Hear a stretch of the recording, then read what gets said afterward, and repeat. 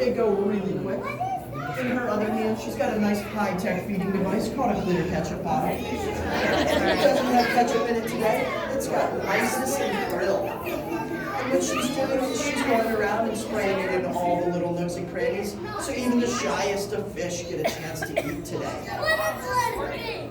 Now this tank is an Indo-Pacific tank, and that means none of these fish that you see here today are local to the South Carolina waters. These guys are all local to the waters of Australia all the way to Hawaii. And that leads me to my favorite fish.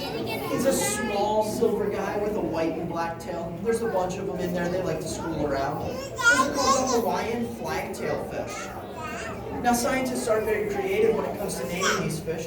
They generally use what they look like or where they come from. So you might be able to tell that the Hawaiian flagtail fish comes from Hawaii and has a flag-like tail. Another really easy fish to name. There's one way over there. It's a big white fish with a nice horn on its head. He's named after a mythical creature with a horn on its head. Does anybody know? Go ahead. Close. It's a unicorn fish. Yep. So, oh yeah? People might tell you that unicorns are fake, but you can tell them you saw one right here at the Rivers Aquarium. Another really easy fish to name is this yellow and black guy. He's got horizontal stripes on him. Does anybody know what he might be called? It's really easy. Zebra's a really good guess. I hear it a lot. It's actually easier than that. It's a stripey. And one of the most interesting fish in this tank is actually right here. He's got that orange dash right before his tail. Those are called the so-called surgeonfish. Now the interesting thing about the surgeonfish is that orange dash is not just for show. It's actually called a bone chip. And what a bone chip is just like it sounds, it's a piece of bone that if the fish feels threatened, it can flip out at a 90-degree angle, just like a switchblade, and it is as sharp as a surgeon's scalpel and contains a mild venom. And for those of you who think Kate is crazy for jumping in here with a bunch of venomous fish, I think she's crazy for other reasons. But the fish aren't going to attack the hand that feeds them, and we sure do feed them quite a lot.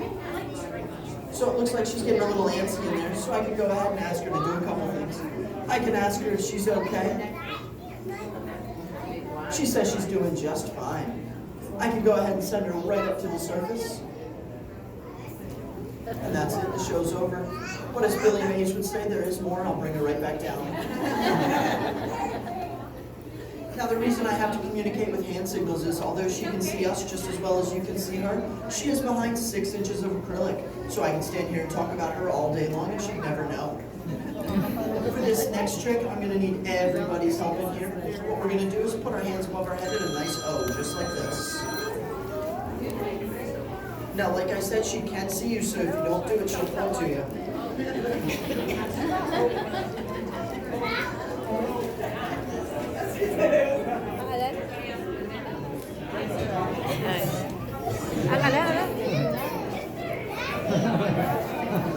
All right, she's happy. Now, you guys may have noticed as you were walking through the aquarium today that you haven't seen any whales or dolphins. And the reason for that is it's actually against the law in the state of South Carolina to house cetaceans in captivity. Now, because of that, we've taught our divers to go on trips. Don't worry.